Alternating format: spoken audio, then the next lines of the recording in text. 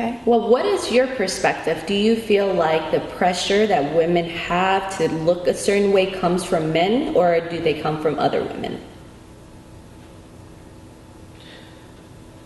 I do think it comes from media. Okay. I think media, being that I'm a project manager and I deal in technology, one thing we learned is to follow the algorithm. Media follows the algorithm. Media pays attention to what's next and what's hot, and then they add their glare and their show business on it. Right. And then what media does is hook up with the advertisers and the people that spends the dollars. Hey, the media tells the people that spends the dollars, this is what's hot, this is what's next. Did Gucci buy like this a $2 million ring or something like that? It was a major expensive ring, but media is telling men, yeah, you better save it for that $2 million ring. Or media is telling women, you better get your butt bigger. You know, because and then the advertisers, what they do, they're the ones that make the clothes or the ones that's selling something, so they pay for the ad spots. So they're just intertwining. It's a big algorithm. However, we never think about mental health issues.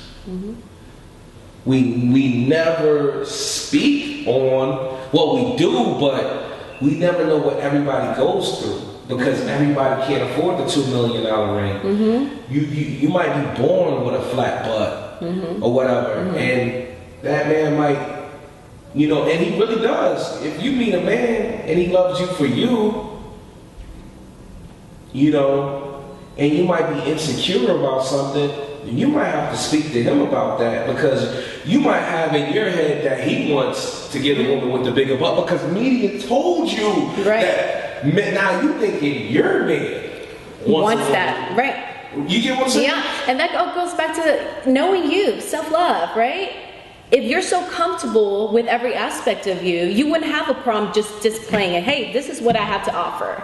And there would be no guessing. There would be no, maybe that's what he's expecting or she's expecting. This is what I have to offer. So I absolutely agree that media does have a big role. But I think also, like you said, people themselves, we're not building the types of relationships that are going to allow us as individuals to evolve. Yeah, but who created the media? People, right? So, but you have people that's on a higher echelon of thinking. Right. And we're in America, so it's business. Right. And then we could break down the percentage of people, what we spoke about earlier. Yeah. Remember, we can look outside of that. Remember we spoke about, even with relationships, how you have some men that will speak about, hey, you know what? Let me tell her the truth about what I like and what I dislike. Right. She may put me in a friend zone. Right. But let me tell her the truth about what I like and dislike. And you might not get the physical attributes with her to have, you know, make love to her or whatever. But he might get the mental attributes. Right. But at the end of the day, that guy might get passed up for the next guy. But at least he gave her that knowledge. Now you have the people that say, you know what? I'm not going to say nothing. I'm just going to get to the finish line. Yeah. So that's what some of these people are doing. Like, you know what? I'm going to get to the finish line. And I get it. And I know that's the majority. Business. That is, and I get it. And that's why I'm so accepting of where people are, how they perceive things, and I can just stand on what I believe. Yeah, you got to separate your orange from your peers. Right. Yeah, peers. That's going to be your next saying now, right? Orange is your peers. Right. So. No, but that's true. Yeah. I mean, that's really deep. I mean, relationship wise, it's. So what type of man you looking for? Like, okay, you're single. You're gonna put me on a dating app. You're gonna create me a profile? Yeah, I will. Okay. I'm the project manager. Okay, here we go, guys. No, I'm just kidding. So, like, what is your ideal? Because some men don't know. Like, like, you may have some men that never even are probably afraid to approach like an Asian woman. Mm-hmm. Because they might not, they're probably used to dealing with who they dealt with. Mm-hmm. Especially when, black men, some black men never dated an Asian woman. And they might be, so like, what is your ideal man? Like, my ideal man. And do he have to have a Bugatti? Do he have to have an expensive car? I definitely require, I want someone who loves themselves. Okay, so what do you require though? Okay, that's my number one requirement, right? So you have to love yourself because I love me. I want to be able to share the love and evolve from our love. So I don't want to fix anyone. I don't want to make anyone love themselves, or I think that's my number one requirement. And I also require it because I do,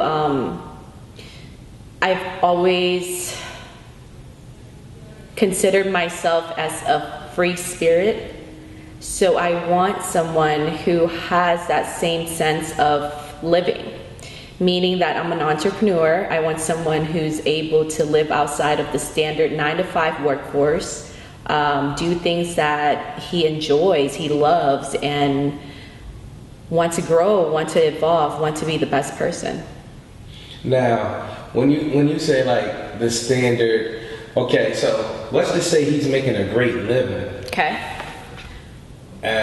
With his 9-to-5, is that okay? Is that okay? No, because I don't have that type of life that restricts me to do one thing, to accomplish one goal. I'm very scattered, and I want to have a partner who is as open, as adaptable as I am. So when you say adaptable, like what? Y'all can pick up and go on trips. Y'all can pick up and eat lunch in the middle of all of that, because that's how I function my life. And I work really hard to be able to function that way, and I'm still constantly growing. But I think that's the freedom I enjoy in life, being able to do things at my own time, my own pace.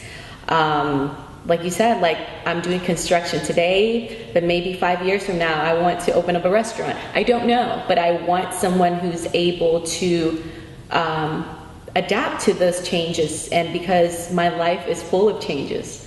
Do you think like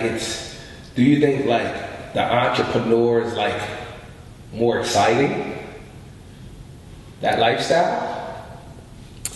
Excitement comes with it, just like fun comes with it, freedom comes with it. I think what I value most from being an entrepreneur is the freedom. The freedom to say, today, my spirit feels the need to relax. And I don't have to do anything except cater to my spirit. Today, I want to go see my family and spend family time with them for the weekend. I'm going to do that because that's what makes me happy. So that's what I value. It's not so much the fun. It is fun. It is exciting to be able to adapt to all these changes, but it's the freedom.